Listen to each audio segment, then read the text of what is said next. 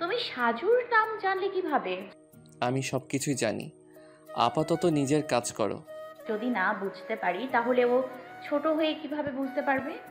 বড় ছোট কিছু না, তোমার আর ওর মধ্যে পার্থক্য এটাই যে তোমার মাথা খালি, ওর মাথা ভরা। আর কিছু শুনতে চাই না। আমি যেটা বলেছি সেটা তাড়াতাড়ি করো। সুভাকে আর কিছু বলার সুযোগ না দিয়েই কলটা কেটে দিল। সুভা চট করে চৌকি থেকে উঠে গিয়ে মাচার উপর থেকে ট্রাঙ্ক বের করে চৌকির উপর রেখে সেটা খুলে সেখান থেকে কিছু ছবি বের করলো। বেশ কিছু ছবি আছে সুভার কাছে। এসব ছবিগুলো সিয়ামের কাছ থেকে চেয়ে চেয়ে নিয়েছে। সিয়াম যখনই দেখা করতে গ্রামে আসতো তখনই কিছু ছবি সাথে করে নিয়ে আসতো।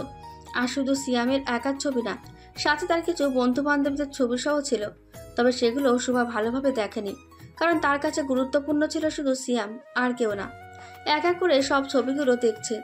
এক পর্যায়ে গিয়ে একটি ছবিতে সুভার চোখ আটকে যায়। সিয়ামের দুপাশে ছেলে দুটির মুখের দিকে পলকহীনভাবে তাকিয়ে আছে সুভা। সেই চেনা মুখ। মুহূর্তের মধ্যেই অশ্রুসিক্ত হলো সুভা। গাল বেয়ে পানি পড়ছে। চোখের পাতা দুটো বন্ধ করতে সেদিনের দৃশ্যটা স্পষ্ট চোখের সামনে ভেসে উঠল। এরাই সেই দুজন সেদিন রাতে জানোয়ারের মতো আচরণ করেছিল সুভার সাথে। দরজায় কারো আসার শব্দ পেয়ে চোখ দুটো মেলে সামনের দিকে তাকালো। এক হাতে খাবারের প্লেট, অন্য হাতে পানির গ্লাস নিয়ে দাঁড়িয়ে আছে সাজু। তাকে দেখে চোখ দুটো মুছে নিল সুভা। ধীরে ধীরে ঘরের ভেতরে এলো সাজু। হাত থেকে প্লেট আর গ্লাসটা চৌকির ওপর রেখে সুভার হাত থেকে ছবি আর ফোনটা নিয়ে বলল, তুমি খেতে শুরু করো, আমি তোমার কাজ করে দিচ্ছি। সাজুর দিকে তাকিয়ে সুভা অবাক সুরে প্রশ্ন করলো। আমার কাজ আছে, সেটা তোকে কে বলেছে? সাজু ছবিটা চৌকির ওপর রেখে ছবি তুলতে তুলতে বলল, এত কিছু জানার কি দরকার আপা, তোমার কাজ হলেই তো হয়েছে। সুভা আর কিছু না বলে খাবারের প্লেটটা হাতে নিয়ে খেতে শুরু করলো। সাজু তার কাজ সেরে ফোনটা রেখে দিয়ে বেরিয়ে গেল ঘর থেকে। সুভা খেয়ে দিয়ে ফোনটা ওড়নার নিচে লুকিয়ে নিয়ে ঘর থেকে বেরিয়ে গেল। গ্রামের মেঠো পথ দিয়ে হেঁটে যাচ্ছে। পথের দুপাশে সরিষা ক্ষেত। সব ক্ষেতের ফুলগুলো ফুটেছে। যতদূর চোখ যাচ্ছে শুধু হলুদ আর হলুদ। হাঁটতে হাঁটতে পথে কয়েকজনের সঙ্গে দেখা হলো, তবে তারা কোনো কথাই বলল না। মুখ ঘুরিয়ে পাশ কাটিয়ে চলে গেল। অথচ এরাই একদিন সুভা বলতে পাগল ছিল। অনেক দূর থেকেও যদি সুভাকে দেখতে পেত তবুও ডাক দিয়ে কথাবার্তা বলতো। সুভা বুঝতে পারলো তার একটা ভুলের জন্যই সবাই এভাবে মুখ ফুরিয়ে নিচ্ছে তার থেকে। কিছু দূর যাওয়ার পরে ফোনটা বাজতে শুরু করলো। অন্যার নিচ থেকে ফোনটা বের করে কল রিসিভ করে সোজা কানে ধরলো। কারণ অনেক রোদ উঠেছে, যার কারণে স্পষ্ট কিছু দেখা যাচ্ছে না। সুভা ফোন কানে ধরে চুপচাপ করে দাঁড়িয়ে আছে। ওপাশ থেকে চেনা গলায় বলল, কত বড় বেয়াদব!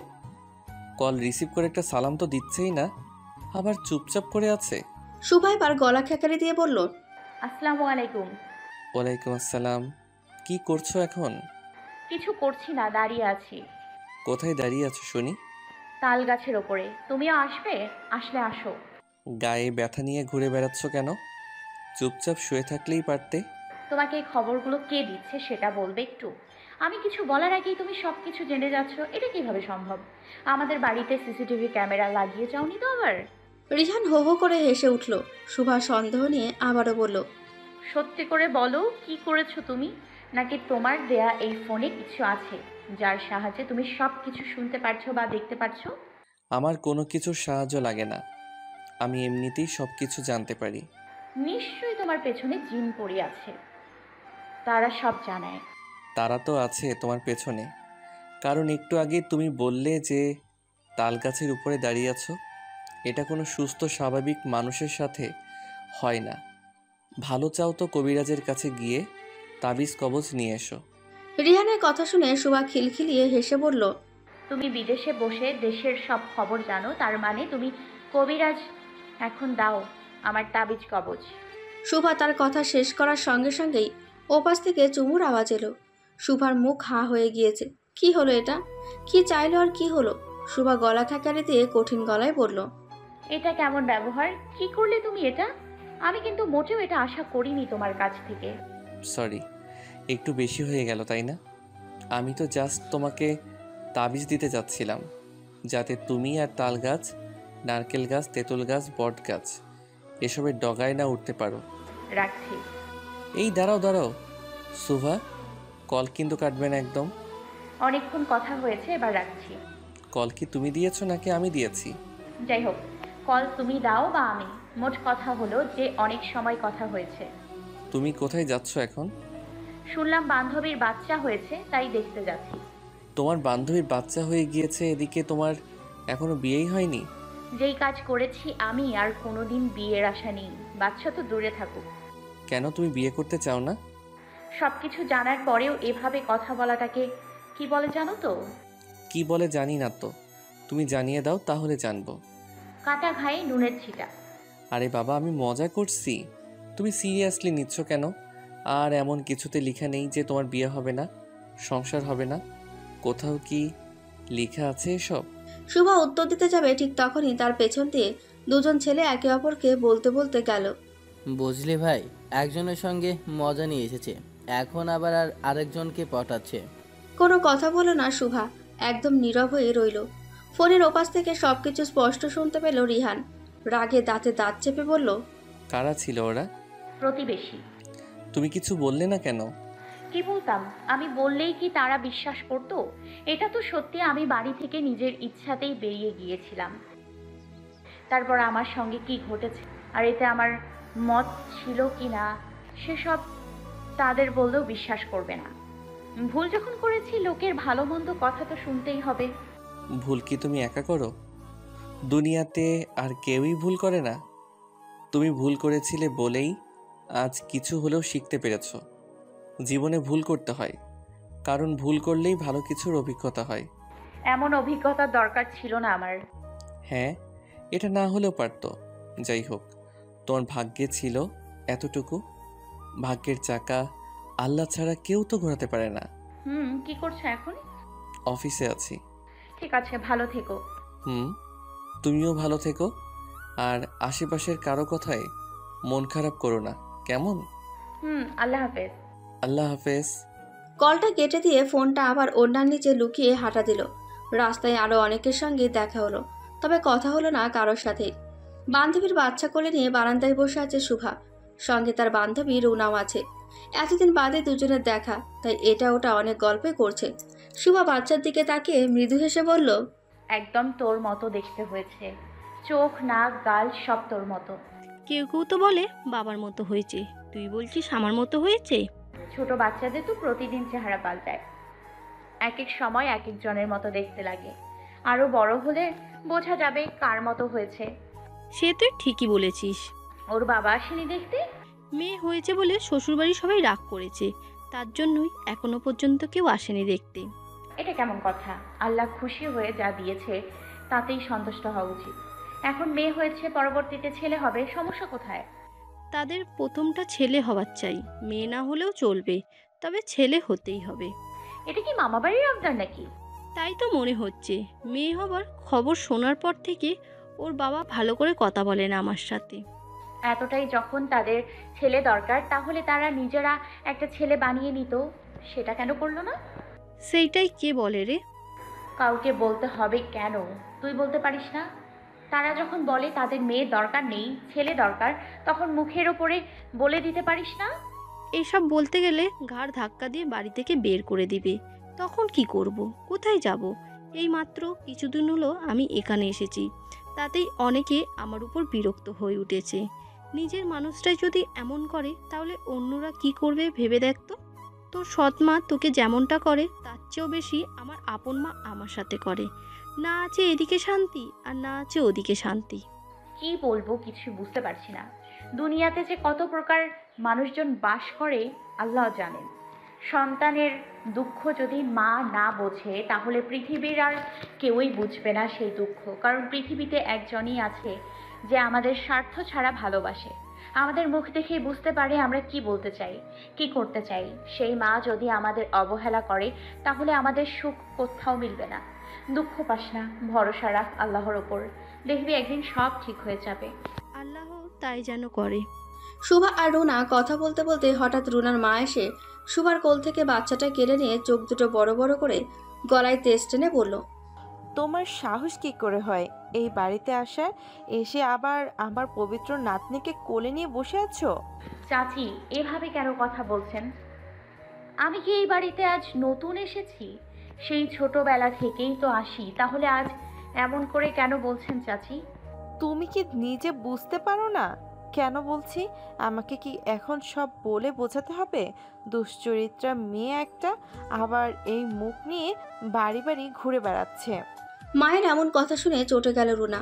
পিড়ি থেকে উঠে দাঁড়িয়ে বলতে শুরু করলো। তোমার সব কিছুতে এত সমস্যা কিসের মা? তুমি কি স্বাভাবিকভাবে কিছু নিতে পারো না? আজ যা কিছু হয়েছে এরে ওর কি দোষ মা?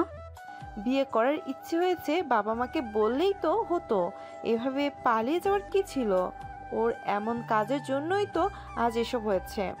আচ্ছা, আমি মানলাম শুভা পালিয়ে গিয়েছে বলে ওর সাথে এমনটা হয়েছে, কিন্তু রিপা, ও তো কোথাও যায়নি, তাহলে ওর সাথে এমনটা কেন হয়েছে সেটা বলো।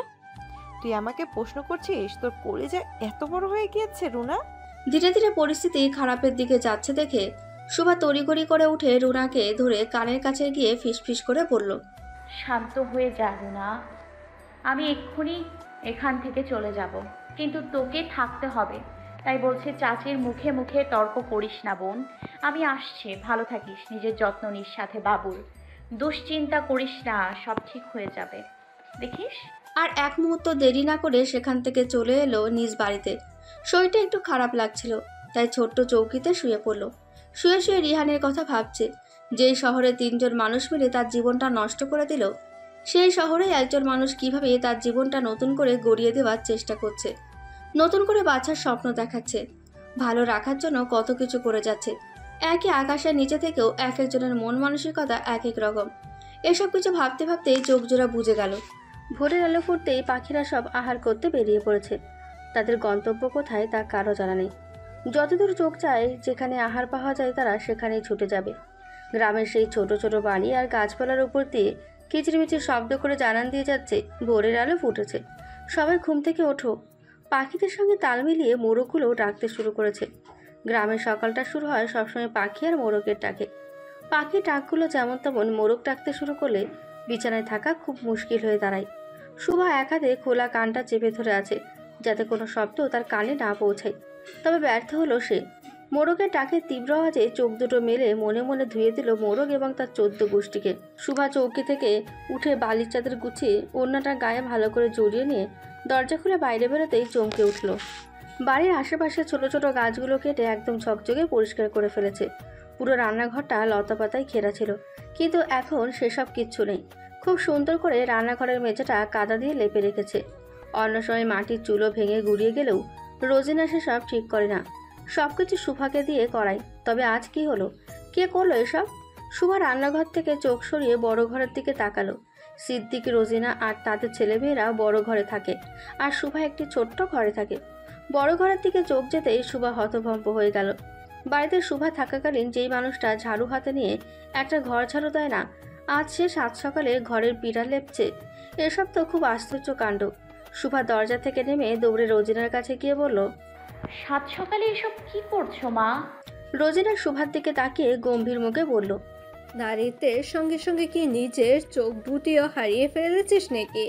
রোজিনার এমন কাঠিন্য কথাবার্তা শুনে শুভা মুখটা দুঃখী করে বলল। এভাবে কেন বলছো মা? তো কিভাবে বলবো? তোকে কোলে নিয়ে বেড়াতে বেড়াতে বলবো?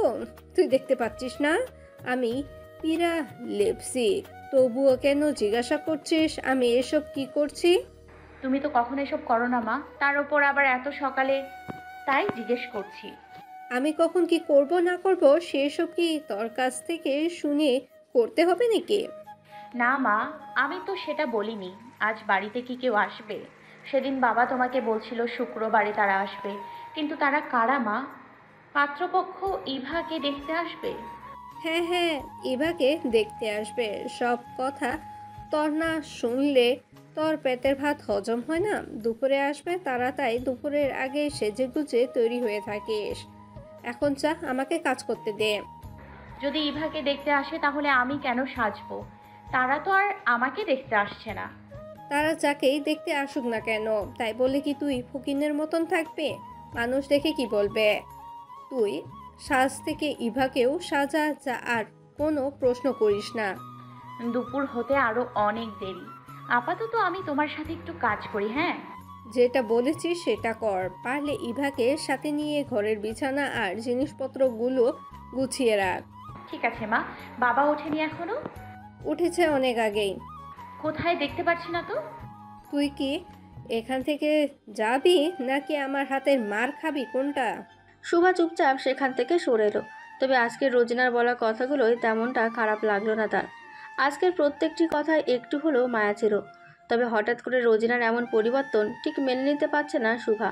কোথাও তো কিছু গন্ডগোল আছেই। ভাবতে ভাবতেই ইভার ঘরের সামনে এসে দরজায় ঠকঠক করে বলল। ইভা ওঠ জলদি, মা ডাকছে। শুভার ডাক কান অবধি পৌঁছানোর সঙ্গে সঙ্গেই খাট থেকে নেমে এসে দরজাটা খুলে দিল। শুভা সকাল থেকে একের পর এক চমক উপহার পাচ্ছে। এর আগে যখনই শুভা কোনো দরকারে ইভাকে ডেকেছে, দরজা তো খোলেইনি, উল্টো কতগুলো কথা শুনিয়ে দিয়েছে শুভাকে। তবে আজ তেমন কিছুই হলো না। ডাকার সঙ্গে সঙ্গে দরজা খুলে দিয়েছে। আর মুখের ভাবভঙ্গি দেখে মনে হচ্ছে না উল্টো পাল্টা কিছু বলবে বলে। শুভা চুপটি করে দাঁড়িয়ে আছে। ইভার সামনে গিয়ে চোখ ডলতে ডলতে বলল, কি হয়েছে আপা, কিছু বলবে? আবারও অবাক হয়ে তাকালো শুভা। কারণ অন্য সময় ইভা আপা বলে ডাকলেও তাতে খুব রাগ আর তেজ থাকে, কিন্তু আজ খুবই নরম গলায় ডাকলো, যা শুনে শান্তি পেল শুভা। এই ইভা আর রাজু সাজু এদের কোলে পিঠে করে মানুষ করেছে, নিজের সর্বোচ্চ দিয়ে তাদের আগলে রেখেছে। তবে তার বিনিময়ে সাজু বাদে আর কারো কাছ থেকে কখনো ভালো আচরণ পায়নি। শুভা পলকহীনভাবে তাকিয়ে আছে ইভার দিকে। এবার ইভা এদিক ওদিক দেখে বলল, কি হলো আপা, কিছু বলছো না কেন? তোর হয়তো ঘুম হয়নি, তুই বরং গিয়ে ঘুমা, এদিকটা আমি দেখে নিব। না আপা, ঠিক আছে, আমার ঘুম পাচ্ছে, এখনই চলে যাব। তুমি বলো কিসের জন্য রাখছিলে? ওই তো মা বলছিল তোকে দেখার জন্য কয়েকজন মানুষ আসবে, তাই ঘরদোর গোছাতে। তুই আমাকে সাহায্য করবি? হ্যাঁ ঠিক আছে, চলো তাহলে। শুভা ইভাকে সঙ্গে নিয়ে বড় ঘর থেকে শুরু করে সব ঘর গুছিয়ে পরিষ্কার করে একদম চকচকে ঝকঝকে করে ফেলল। এর মধ্যে সিদ্দিক সঙ্গে রাজু সাজু ব্যাগ ভরে বাজার নিয়ে বাড়ি ফিরল। বেলা হয়েছে অনেক। সবাই মিলেমিশে হালকা পাতলা খাবার খেয়ে আবারও নিজ নিজ কাজে ব্যস্ত হয়ে পড়ল। সিদ্দিক রোজিনা দুজন রান্নার দিকটা দেখাশোনা করছে, আর সাজু রাজু মানুষজন বসার ব্যবস্থা করছে। শুভা কোনো এক দরকারে রান্নাঘরে এসে খাবারের আইটেম দেখে অবাক হলো। রান্না করার জন্য একজনকে আনা হয়েছে। সে যেসব খাবার রাখছে সেসব একজন দিনমজুরের ঘরে বেমানান। এসব খাবার বড়লোকদের ঘরেই মানায়। শুভাকে এভাবে দরজায় দাঁড়িয়ে থাকতে দেখে সিদ্দিক একগাল হেসে বলল, কিরে মা, এখানে দাঁড়িয়ে আছিস কেন?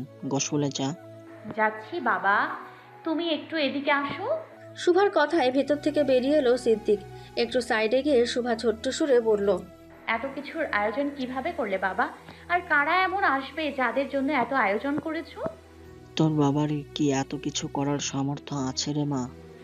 যারা আসবে তারা খুব বড় বাপের মানুষজন, আর এসব যা দেখছিস এগুলো তারই করেছে। আমার 1 টাকাও খরচ হয়নি। তুমি তাদের কাছ থেকে কেন টাকা নিয়েছো বাবা? তারা দেখতে আসবে কিন্তু বিয়ে তো হবে না। আদৌ বিয়ে হবে কিনা সেটারই কারোর জানা নেই। আচ্ছা আমি ধরলাম বিয়ে হবে, কিন্তু তারপর তারা আমাদের ব্যাপারে ঠিক কি ভাববে সেটা কি বুঝতে পারছো? আমরা গরিব, যা করার আমরা আমাদের মতো করে করব। তুমি এটা একদম ঠিক করোনি বাবা। আমি সব কিছু বুঝতে পারছি এবং আমি তাদের বলেছিও, কিন্তু তারা কিছুতেই মানতে রাজি নয়, যার কারণে আমি বাধ্য হয়ে নিয়েছি। মা যে তোমাকে এসব নিতে বাধ্য করেছে সেটা খুব ভালো করেই বুঝতে পারছি আমি। যাই হোক, তোমরাই ভালো বোঝো আমার থেকে। তবে দেখো, এর জন্য কবে না যেন ইভাকে খোঁটা দিয়ে বসে। তুই এইসব নিয়ে একদম চিন্তা করিস না, ওনারা এমন মানুষ নয়। ঠিক আছে, দেখো তাহলে আমি যাচ্ছি। শুভা সেখান থেকে গোসলখানায় না গিয়ে সোজা নিজ ঘরে চলে গেল। বালিশের তলা থেকে ফোনটা বের করে দেখলো রিহান কল বা SMS কিছু দিয়েছে কিনা, কিন্তু না। আজ 2 দিন ধরে রিহান শুভার সাথে কোনো রকম কোনো যোগাযোগ করছে না। এদিকে শুভা একের পর এক কল দিয়ে যাচ্ছে, শুধু ফোন বন্ধ বলে। ফোনটা আবারও বালিশের তলায় রেখে দীর্ঘশ্বাস ছেড়ে বলল, আমি জানতাম আমাদের পথ চলা, আমাদের বন্ধুত্ব সাময়িক সময়ের জন্য, আজ বা কাল সেটা শেষ হবেই। আমিও না একজন ধর্ষিতা হয়ে কিভাবে যে এত কিছু আশা করি। আরে আমার মতো একজনকে সে সাহায্য করেছে, কিছুদিন ভালোই কথা বলেছে, আর কি চাই? আর কত করবে আমার জন্য? সে যথেষ্ট করেছে আমার জন্য, আর কিছু চাই না। তবে এভাবে কিছু না বলে হারিয়ে যাওয়ার ব্যাপারটা কেন যেন মেনে নিতে পারছি না আমি। নিজের অজান্তেই গাল বেয়ে 2 ফোঁটা পানি পড়লো। চট করে ঘর থেকে বেরিয়ে গিয়ে গোসল করে এলো। আগে ইভাকে সাজিয়ে দিয়ে নিজের ঘরে এসে ব্যাগ থেকে রিহানের দেওয়া সেই শাড়ি গহনাগুলো বের করে পরে নিল। শাড়িটা বেশ ভারী হওয়ায় ঠিকমতো হাঁটতে পারছে না শুভা। সেজে গুজে চৌকিতে বসে আছে ফোন হাতে নিয়ে, অপেক্ষা করছে কখন রিহান কল দেবে, কখন সে রিহানকে বলবে। তোমার দেয়া শাড়ি গহনা পরেছি আমি। হঠাৎ গাড়ির আওয়াজ এলো বাইরে থেকে। এই আওয়াজটা একদম রিহানের গাড়ির আওয়াজের মতো লাগলো। তাই শুভা উঠে দরজার কাছে আসতেই বাইরে থেকে হুড়মুড়িয়ে ইভা ভেতরে ঢুকে এসে দরজাটা লাগিয়ে দিয়ে শুভার সামনে রাস্তা আটকে দাঁড়ালো। তাই দেখে শুভা দরজার দিকে তাকিয়ে বলল, এটা কি হলো ইভা? এমন করলি কেন? আমি বাইরে যাব, সামনে থেকে সরে দাঁড়া। আরে আপা যাবেই তো, আমি কি মানা করেছি যেতে? সবাই এখনো আসেনি, সবাই আসুক তারপর বরং যেও। আপাতত এখানে বসো। তুমি চুলগুলো আলগা করে রেখেছো কেন আপা? তুমি কি জানো তোমাকে কত সুন্দর লাগছে? তবে চুলগুলো খোপা করলে আরো বেশি সুন্দর লাগবে। চলো আমি খোপা করে দিচ্ছি। আর এই দেখো বেলি ফুলের মালা নিয়ে এসেছি, খোপায় পেঁচিয়ে দিলে খুব ভালো দেখতে লাগবে। তুই যতটা বলছিস ততটা সুন্দর আমি নই, তাই বলছি অযথা মিথ্যে কথা বলিস না। আর এই ফুলের মালা কোথায় পেলি তুই? আমার জানা মতে শহরে ছাড়া গ্রামে পাওয়া যায় না, তাহলে তুই কিভাবে পেয়েছিস বল আমাকে। দুলাভাই দিয়েছে, এইবার শান্তি। দুলাভাই মানে? কোন দুলাভাই আর কে দুলাভাই? আমাদের তো কোনো দুলাভাই নেই। আপা গো, তোমার দুলাভাই নয়, আমার দুলাভাই। তোর মাথাটা সত্যি গিয়েছে, যত সব ফাউল কথা। আচ্ছা আমি মানছি আমার মাথাটা একেবারেই গিয়েছে, তোমার মাথা তো ভালো। তাহলে এত কথা কেন বলছো? চুপচাপ বসো। ইভার কথা মতো চুপটি করে বসলো শুভা। চুলগুলো ভালো করে আঁচড়ে খোপা করে তাতে মালাটা পেঁচিয়ে দিয়ে বলল, আপা এইবার ঠিকঠাক হয়েছে, চলো। শুভা এক নজর নিজের দিকে দেখে বলল, ওখানে তো অনেক মানুষজন আসবে, তারা সবাই যদি আমাকে এই পোশাকে দেখে তাহলে হাসাহাসি করবে। আমি বরং অন্য জামা কাপড় পরে আসি।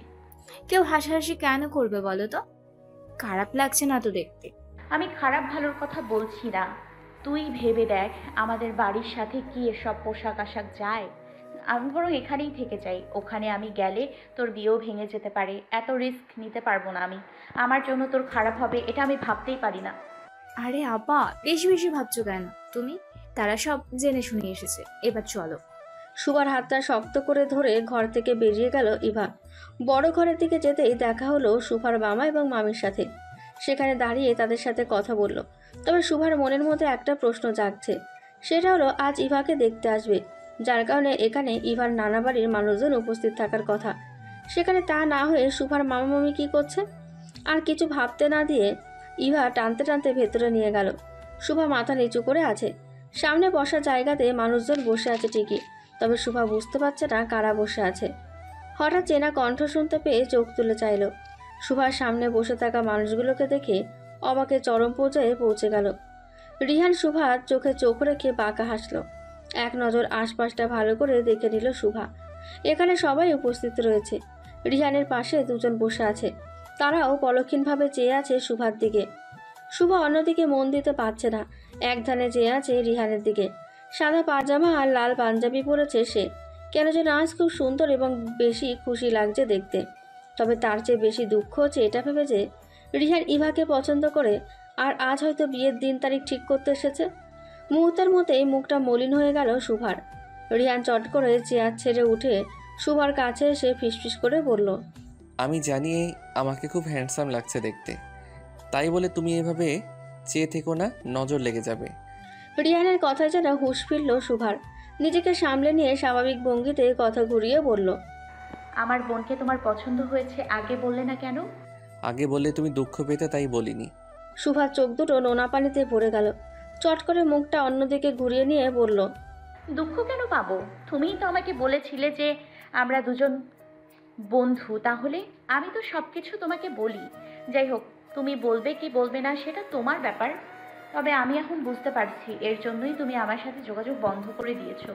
এমনটা করার কিন্তু কোনো দরকার ছিল না। তুমি যদি আমাকে বলতে সবটা, তাহলে আমি বুঝতাম এই মাথায় এতটুকু বুদ্ধি আছে যে ছোট বোনের স্বামীর সাথে কিভাবে কথা বলতে হয় আর কি কি কথা বলতে হয়। শুভার কথাগুলো শুনে একটুও দুঃখ পেল না রিহান, উল্টো শয়তানি হেসে বলল, আহা আপা, ছোট বোনের স্বামীর সাথে কি অন্যদিকে ঘুরে কেউ কথা বলে? এদিকে তাকান একটু দেখি।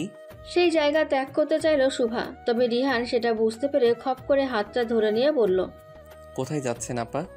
দেখুন আমার সাথে কারা এসেছে চলুন তাদের সাথে আপনার পরিচয় করিয়ে দেই। আসুন আমার সাথে। শুভা হাতটা ছাড়ানোর খুব চেষ্টা করছে আর কুলাতে না পেরে রিহানের দিকে তাকালো। এর মধ্যে চোখের পানি গাল বেয়ে বেয়ে পড়তে শুরু করেছে, চোখ দুটো লাল হয়ে গিয়েছে। রিহান এসব পাত্তা না দিয়ে টেনে নিয়ে গেল শুভাকে। সেই দুজনের সামনে নিয়ে দাঁড় করিয়ে রিহান বলল, ও হলো সুভা, আর সুভা ইনি হলো আমার দাদি, যার কথা তোমাকে আগেই বলেছি। আর এটা হলো আমার ছোট বোন রিন্তি, তোমাকে এর কথাও বলেছিলাম। শুভা সৌজন্যমূলক হেসে তাদের কাছে গিয়ে কথাবার্তা বলল। রিহানের দাদি ফিরোজা শুভাকে তার পাশের চেয়ারে বসিয়ে রিহানের উদ্দেশ্যে বলল, দাদু এবার আসল কথাতে আয়। রিহান সবাইকে তাদের নিজ নিজ চেয়ারে বসিয়ে দিয়ে সেও গিয়ে তার চেয়ারে বসে শুভার দিকে তাকিয়ে গলা খাকারি দিয়ে বলল, আপনারা এখানে যারা উপস্থিত আছেন তারা সকলেই জানেন আমি কে এবং সুভার সাথে বা এই পরিবারের সাথে আমার কিভাবে পরিচয়। আমি বলবো না যে আমি সুভাকে উপকার করেছি, আমি মনে করি এটা আমার দায়িত্ব, এটা আমার কর্তব্য। তবে সুভা এটা অন্য চোখে দেখে, সে ভাবে যে সে আমার কাছে ঋণী। শুধু তাই নয়, সুযোগ পেলে সে আমার সব ঋণ শোধ করে দিবে এমন প্রতিশ্রুতি দিয়েছে। তো আমি আজ সেই ঋণ শোধ করার একটা সুযোগ দিব সুভাকে। আচ্ছা, তুমি কি রাজি আমার ঋণ শোধ করতে? আমি তো তোমাকে সেদিনই বলেছি, যদি কখনো এমন পরিস্থিতি বা সুযোগ পাই তাহলে অবশ্যই ঋণ শোধ করে দিব। সকলে শুনেছেন তো সুভা কি বলেছে? সবাই একসাথে বলে উঠল হ্যাঁ। শুভা চুপচাপ মাথা নিচু করে আছে। তার ভেতরে ভেতরে খুব ভয় হচ্ছে। সবার সামনে কি না কি বলতে শুরু করে। রিহান একটু চুপ থেকে বলতে শুরু করলো, আজ এই মুহূর্ত থেকে আমি সুভার ভালো থাকার দায়িত্ব নিতে চাই। আজ থেকে মৃত্যুর আগ পর্যন্ত একসাথে থাকতে চাই। দুজনের সুখ দুঃখ দুজনের মধ্যে ভাগাভাগি করে নিতে চাই। আমি প্রতিটি দিনে, প্রতিটি ঘন্টায়, প্রতিটি মিনিটে, প্রতিটি সেকেন্ড সুভার সঙ্গ চাই। আমি চাই সুভার সঙ্গে জীবনের পুরোটা রাস্তা হাঁটতে। আমি চাই সুভার হাত ধরে একদম সে বৃদ্ধ বয়স অবধি যেতে। আমি চাই দীর্ঘ বছর পরেও কেউ সুভাকে আর আমাকে দেখে বলুক, এত বছর পরেও তোমরা একসাথে আছো, দেখে ভালো লাগছে। সবশেষে বলবো, আমি সুভাকে চাই। সকলেই মুগ্ধ হয়ে শুনছিল রিহানের কথা। শুভা চোখ রসগোল্লার মতো গোল গোল করে তাকিয়ে আছে, যেন সে কিছুই বুঝতে পারেনি এতক্ষণ রিহান কি বলল। রিহান তার চেয়ার থেকে উঠে শুভার পাশে গিয়ে দাঁড়িয়ে বলল, আমি তোমার মতামত জানতে চাচ্ছি। শুভা কোনো উত্তর দিল না, চুপচাপ সেখান থেকে উঠে বেরিয়ে গেল। শুভার এমন কাণ্ড থেকে আহাম্মক হয়ে দাঁড়িয়ে রইল রিহান। এবার নীরবতা ভেঙে গলা খাকারি দিয়ে শুভার মামা বলল, শোভা হয়তো এখানে বলতে দ্বিধাবোধ করছে। রিহান, তুমি বরং ওর ঘরে গিয়ে আলাদাভাবে কথা বলে এসো। আপাতত আমরা এখানে গল্পগুজব করি। ঠিক আছে মামা, আমি যাচ্ছি। রিহান আর এক মুহূর্ত দেরি না করে বেরিয়ে গেল। শুভা ছোট্ট চৌকিটার ওপরে বসে নীরবে চোখের পানি ঝরিয়ে যাচ্ছে। রিহান ঘরের ভেতরে এসে দরজাটা হালকা চাপিয়ে দিয়ে শুভার পাশে বসে বলল, চোখে কি খুব বেশি পানি হয়েছে? শুভা চুপ, কোনো কথাই বলছে না, শুধু নাক টানার শব্দ আসছে। এবার রিহান আবারও বলে উঠল, এভাবে নাক টানছো কেন? নাকে কি ব্যাঙ ঢুকেছে নাকি দেখি তো? খিলখিলি করে হেসে উঠল শুভা। তাই দেখে রিহানও হাসতে লাগলো। রিহান পকেট থেকে টিস্যু বের করে শুভার হাতে দিল। শুভা সেটা নিয়ে গাল আর নাক মুছে নিয়ে ছোট্ট সুরে বলল, তুমি এক কাজ করতে এসে আর এক কাজ করলে কেন? পরিষ্কার করে বলো, আমি ঠিক বুঝতে পারিনি তোমার কথাটা। তুমি ইভাকে দেখতে এসে আমার কথা কেন বললে? তোমার মাথা খারাপ? আমি আসবো ইভাকে দেখতে? মানে সিরিয়াসলি, ইভা কোন দিক থেকে আমার সাথে যাই বলো তো? তাহলে আমি কোন দিক থেকে যাই? তুমি আলাদা, তোমার সাথে আমি পৃথিবীর কাউকে তুলনা করতে চাই না। আশা করি তুমিও এরপর থেকে নিজেদের অন্যদের সাথে তুলনা করবে না। আসলে কারোর সাথে আমার তুলনা করা চলে না, কারণ আমি একজন ধর্ষিতা, কালো, খাটো, মোটা। আর আমার বোন কত সুন্দর দেখতে, গায়ের রং ফর্সা, সব দিক থেকে আমাকে ছাড়িয়ে। নিমেষে রিহানের ফুরফুরে মেজাজটা বিগড়ে গেল। চৌকি থেকে উঠে শুভার সামনাসামনি দাঁড়িয়ে বলল, আজকে দিনটা খুব স্পেশাল করতে চাই, তার জন্য বেঁচে গিয়েছিস, নয়তো তোর এসব কথার পরিণতি কি হতে পারতো সেটা দেখিয়ে দিতাম। এবার কোনো কথা না বলে চুপচাপ আমার সাথে চল, সবাই অপেক্ষা করছে আমাদের জন্য। তুমি যেটা করতে চাইছো সেটা কখনো সম্ভব না। কেন সম্ভব না? আমাকে পছন্দ নয় তোমার, তাই তো? সেটা না, তুমি আমার অনেক উপকার করেছো, কিন্তু আর নয়। আমার ভালো করতে গিয়ে তুমি তোমার গোটা জীবনটা নষ্ট করে দেবে, এটা আমি মানতে পারবো না। দেখো শোভা, সেই থেকে কিন্তু আমি আমার রাগ নিয়ন্ত্রণ করে যাচ্ছি। এরপর কিন্তু আর সেটা পারবো না, তাই বলছি এসব কথা বাদ দাও প্লিজ। তুমি ভালো চাও তো এসব থেকে দূরে থাকো। আচ্ছা তুমি আমার ঋণ শোধ করো, আমি ঋণ হিসেবে তোমাকে চাই।